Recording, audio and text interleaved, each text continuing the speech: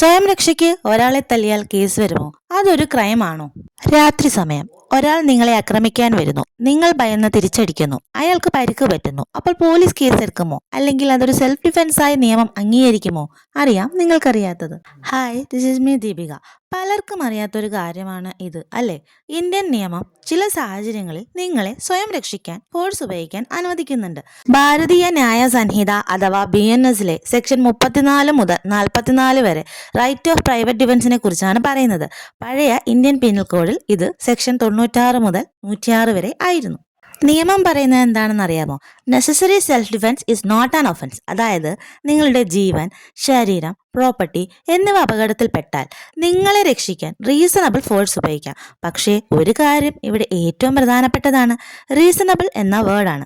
മനസ്സിലായില്ലല്ലേ? ഉദാഹരണം, ഒരാൾ നിങ്ങളെ അടിക്കാൻ വരുന്നു. നിങ്ങൾ അയാളെ തള്ളിയിട്ട് രക്ഷപ്പെടുന്നു. അതുപോലെ ഒരാൾ കത്തിയെടുത്ത് നിങ്ങളെ അറ്റാക്ക് ചെയ്യുന്നു. നിങ്ങൾ തിരിച്ചടിച്ച് എസ്കേപ്പ് ചെയ്യുന്നു.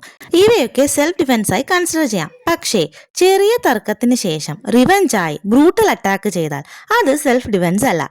ഇവിടെയാണ് പലരും മിസ്റ്റേക്ക് ചെയ്യുന്നത്. നിയമം സെൽഫ് ഡിഫൻസ് അനുവദിക്കും, പക്ഷേ റിവെഞ്ച് അനുവദിക്കില്ല.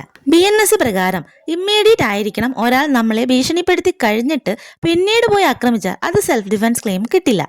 പിന്നെ സെൽഫ് ഡിഫൻസ് ക്ലെയിം ചെയ്താലും പോലീസ് എൻക്വയറി ഉണ്ടാകും. CCTV, witness, medical report, injuries എല്ലാം പരിശോധിക്കും. ചില സാഹചര്യങ്ങളിൽ മരണത്തിനും കാരണമായ ഫോഴ്സ് ഉപയോഗിച്ചതും സെൽഫ് ഡിഫൻസായി കോടതി അംഗീകരിച്ചിട്ടുള്ള കേസുകളുണ്ട്.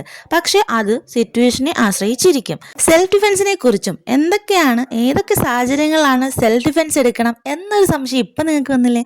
ഇതിനുള്ള മറുപടിയായി വീണ്ടും വരാം. ഇന്ന് ഇത്രയേ ഉള്ളൂ. Tata bye bye.